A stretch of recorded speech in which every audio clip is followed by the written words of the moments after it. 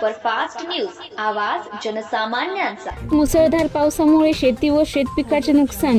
गेल्या 2 दिवसापासून सतत मुसळधार पावसामुळे नदी व नाल्याकडा जवळील शेती व शेतपिकाचे मोठ्या प्रमाणात नुकसान झाले आहे। शेतकऱ्यांनी कर्ज काढून मंगळसूत्र गहाण ठेवून पहिल्यांदा दुसऱ्यांदा पेरणी केली। तालुक्यातील शेतकरी आधीच हतबल झाला आहे। अशातच काल झालेल्या सतत मुसळधार पावसामुळे शेतकऱ्याचे कंबरडे मोडले आहे। अशा मेळकुटीस आलेल्या शेतकऱ्यांना शासनाने शेत दुरुस्ती व झालेले शेतपिकाचे नुकसानीपोटी सरसकट हेक्टरी 50,000ची मदत द्या व पावसामुळे चिखली ते डोमगा पूल हा नादुरुस्त झाल्याने शाळकरी मुलांना बस न गेल्याने चिखली येथे सहारा घ्यावा लागला।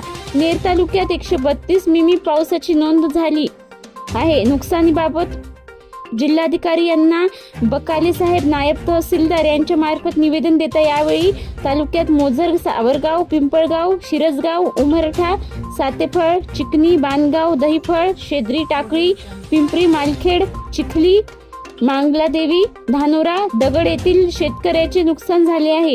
यावेळी सुनील खाडे, राजू सोनोने, अनिल शृंगारे, माया घनश्याम शृंगारे, चेतन अवधड, उमेश अवघड, सुदाम राठोड, संतोष राठोड, डोमगा येथील नूरखा पठाण, निलेश काटे, मयूर केळकर, जगदीश दांडगे, योगेश दाडगे, दिलीप काळे, सुनील शृंगारे, उदसिंग आडे इत्यादी शेतकरी उपस्थित होते।